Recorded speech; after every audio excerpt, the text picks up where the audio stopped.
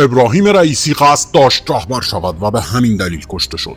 این ادعا توسط فردی بسیار نزدیک به بیت رهبری سابق عنوان شده است.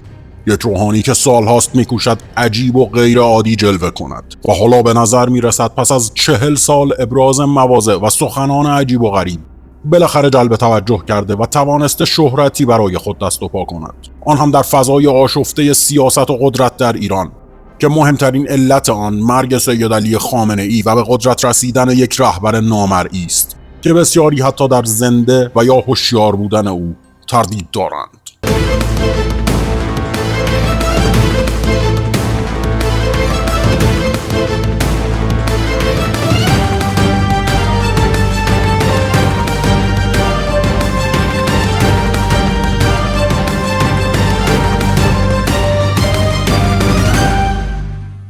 محمد باقر خرازی، آخوندی که این روزها سخنان بی‌پروایش نام او را تیتر سایت‌های خبری و شبکه‌های اجتماعی قرار داده، در سال 1340 در خانواده‌ای روحانی به دنیا آمد.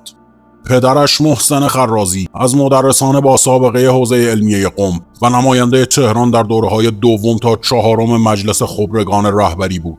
او برادرزاده کمال خرازی وزیر اسبق امور خارجه است که در بمباران‌های امریکا و اسرائیل به همراه همسرش کشته شد، که البته به گفته همین آقای محمد باقر خرازی حالا در عالم برزخ به دلیل مخالفت با ساخت بمب اتم گرفتاری دارد. بزرگترین کاری که الان باید انجام بشه که به نظر من پزشکیان و امثال او و شورای راهبردی که عموی ما هم رئیسش بود و خدا از سر تقصیراتش بگذره، این بود که اینها به شدت مخالفت میکردن با بمب اتم.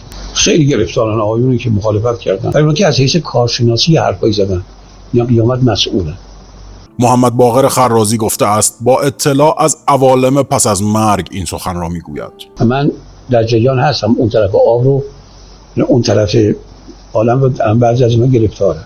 ممکن ما الان تنها راه نجاتمون بسازن بمب اتم، نزدنش، فقط بسازیمش، امروز بگیم تمام میشه.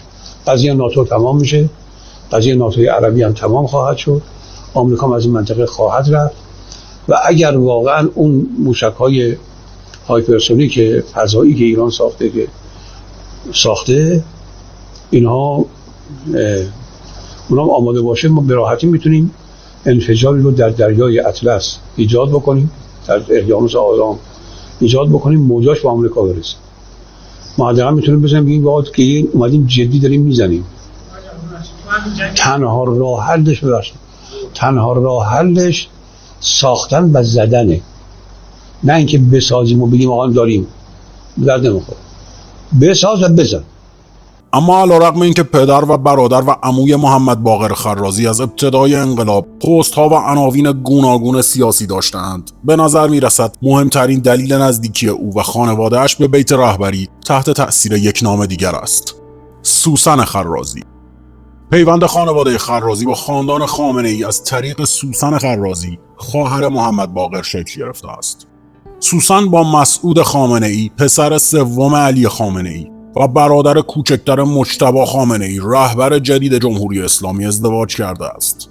به عبارت دیگر محمد باقر خرازی برادر همسر مسعود خامنه ای است که کمتر در عرصه عمومی ظاهر شده و بنابر گزارش‌ها مسئولیت دفتر حفظ و نشر آثار پدرش را بر عهده داشته است.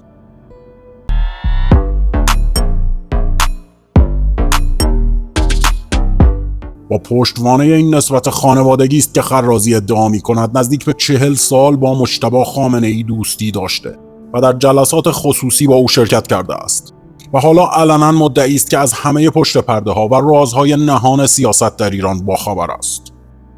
محمد باقر خرازی که تاکنون عناوین نامتعارفی مانند ریاضی ولایی و فیزیک ولایی و همچنین مجموعه های چند جلدی درباره فقه اطلاعاتی و جاسوسی را نوشته و تدریس کرده است و اظهاراتش درباره استعفاهای متعدد پزشکیان باعث ایجاد جنجال در فضای سیاسی ایران شد و او را توسط قوه قضاییه تحت پیگرد قانونی قرار داد، حالا میگوید که دلیل کشته شدن ابراهیم رئیسی این بود که او و اطرافیانش طمع رسیدن به رهبری را داشتند و علنا تأیید میکند که رئیسی توسط کانونهای قدرت در جمهوری اسلامی حذف شده است. آقای رئیسی بوی رهبری اومد کشتنش. خود آقای مربی هست، آقای مربی صدای من گوش میکنه. خود آقای مربی اومد پیش من گفتش که اومد منزل ما، منزل پدر ما، برای دیدن پدر من. گفت آقا گفتم گفتش که آقای رئیسی حالا خودش و دیگران دنبال رهبریشن. گفت همشون شهید میشه. آقای نواب الان رفتویش آقای مروی آورد گفت آقای خرازی قبل از اینکه ایشون رئیس جمهور بشه گفت ایشون شهیدش میکنن. ایشون شهید میشه. او همچنین به اختلاف مجتبی خامنه‌ای با پدرش و طرد او در 3 سال پایانی عمر خامنه‌ای صراحتاً اشاره می‌کند. من که گفتم اینم بگم گور پدر دنیا. حاج آقا مجتبی اگر این 3 ساله تو دفتر مطبوع نمی‌شد به شهادت می‌رسید. می‌کشتنش. دفتری‌ها مطمئن شدن که حاج آقا مجتبی به رهبری نمی‌تونه دیگه بکنه.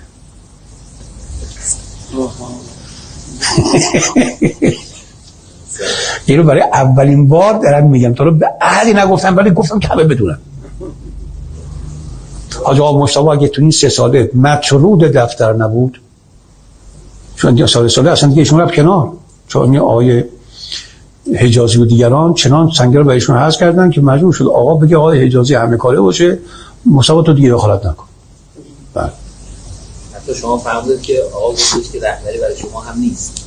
شما اینو فهمیدید. این دلیلش این بود که اگر میگفت میکشته میشد، میکشتنش. رکب خورد. مثل خود آقای خامنه‌ای بود که همه میگفتن که این بعد بره بشه. آقای مهدوی کرد من گفتش خود ایشون به من گفت آقا واقعا ما اصلا دپارتمان معارف اسلامی دانشگاه مقاصد درست کردیم برای آقای خامنه‌ای که اگه ایشون از ریاست جمهوریت بیرون یه جا داشته باشه، دفتر داشته باشه. تو دفتر آقای دفتر امام اصلا برای ایشون هیچ جایی قائل نبودن. از خود احمد خمینی گرفته تا کروبی و امثال اینا همه آشغالات. همه می‌خواستن مرگ خامنه‌ای ببینن. خود آقای مهدوی به من گفت، خودش به من گفت انا حیون یرزق. محمد باقر خرازی که با تکذیب اظهاراتش توسط دفتر مجتبی خامنه‌ای نیز از مواضع خود کوتاه نیامد و بلکه به بیان سخنان جنجالی تری روی آورد، حالا بیش از هر چیز نمادی است که نشان می‌دهد وضعیت ساختار قدرت در ایران به اصطلاح شیر تو شیر است و هر کس از هر سو صدایی بلند می‌کند و کسی مانند محمد باقر خرازی حتی دعوت مجتبی خامنه‌ای به عدم بیان مطالبی که موجب دو دستگی در جامعه می‌شود و در جهت اهداف بدخواهان و دشمنان قسم خورده ملت ایران است را به هیچ می‌گیرد. کمک بزرگی در راستای انتشار حقیقت و افشای پشت پرده ها خواهید کرد اگر کانال فرتاک را سابسکرایب کنید و با لایک و کامنت با ما همراه شوید. ایده ها و پیشنهادهای شما نیز تأثیر مستقیم بر کیفیت و جهتگیری محتوای ما خواهد داشت. پایدار باشید. حالا خرازی به مریدانش دستور داده که از هر شهر 530 نفر را سازماندهی کنند تا لشکر 250,000 نفری حزب الله را شکل دهند و سپس به تهران بیایند و خیابانها را اشغال کنند. به نظر می رسد هدف او از این اقدام سرنگونی دولت باشد. او حتی مدعی است که ارتش هم نمی تواند در برابر چنین جمعیتی اقدامی انجام دهد. او برای لشکر خیالیش مأموریت‌های زیادی را پیش بینی کرده که به گفته خودش یکی از آنها کشتن بدحجاب‌هایی است که در برابر پذیرفتن حجاب شرعی مقاومت می‌کنند. بیرهنگی کسی که برهنگی بعد کشتنش. حکمش تضریبه و بعدش هم اگه تضریب گوش نکرد اصلاح داشت حکمش قتل.